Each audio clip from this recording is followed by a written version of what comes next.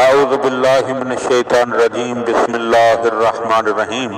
مولا کائنات حضرت امیر المومنین علی ابن ابی طالب علیہ السلام کے مجموعہ کلام نہج البلاغہ کے پہلے باب کا خطبہ نمبر 178۔ اپنے اصحاب کی مذمت میں فرمایا، میں اللہ کی حمد و ثنا کرتا ہوں ہر اس امر پر جس کا اس نے فیصلہ کیا اور ہر اس کام پر جو اس کی تقدیر نے طے کیا ہو، اور اس آزمائش پر جو تمہارے ہاتھوں اس نے میری کی ہے۔ اے لوگو کہ جنہیں کوئی حکم دیتا ہوں تو نافرمانی کرتے ہیں، اور پکارتا ہوں تو میری آواز پر لبیک نہیں کہتے۔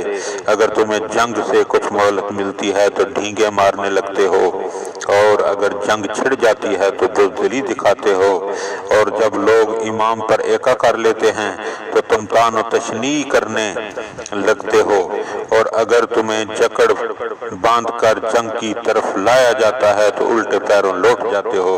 تمہارے دشمنوں کا برا ہو، تم اب نصرت کے لیے آمادہ ہونے اور اپنے حق کے لیے جہاد کرنے میں کس چیز کے منتظر ہو، موت کے یا اپنی ذلت و رسوائی کے؟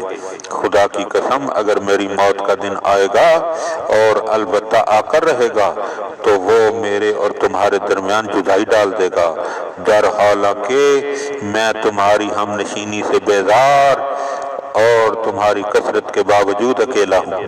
اب تمہیں اللہ ہی اجر دے، کیا کوئی دین تمہیں ایک مرکز پر جمع نہیں کرتا، اور غیرت تمہیں دشمن کی روک تھام پر آمادہ نہیں کرتی؟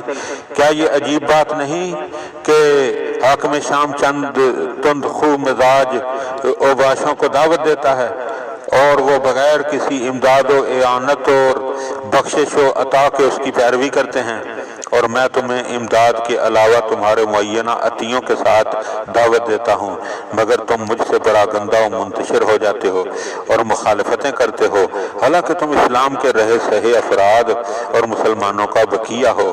تم تو میرے کسی فرمان پر راضی ہوتے اور نہ اس پر متحد ہوتے ہو، چاہے وہ تمہارے جذبات کے موافق ہو یا مخالف۔ میں جن چیزوں کا سامنا کرنے والا ہوں ان میں سب سے زیادہ محبوب مجھے موت ہے۔ میں نے تمہیں قرآن کی تعلیم دی اور دلیل و برہان سے تمہارے درمیان فیصلے کیے، اور ان چیزوں سے تمہیں روشناس کیا جنہیں تم نہیں جانتے تھے، اور ان چیزوں کو تمہارے لیے خوشگوار بنایا جنہیں تم تھوک دیتے تھے۔ کاش کہ اندھے کو کچھ نظر آئے اور سونے والا خواب غفلت سے بیدار ہو۔ وہ قوم اللہ کے احکام سے کتنی جاہل ہے کہ جس کا پیش رو حاکم شام اور مبلغ اور معلم نابغہ کا بیٹا یعنی عمر ابن عاص ہو۔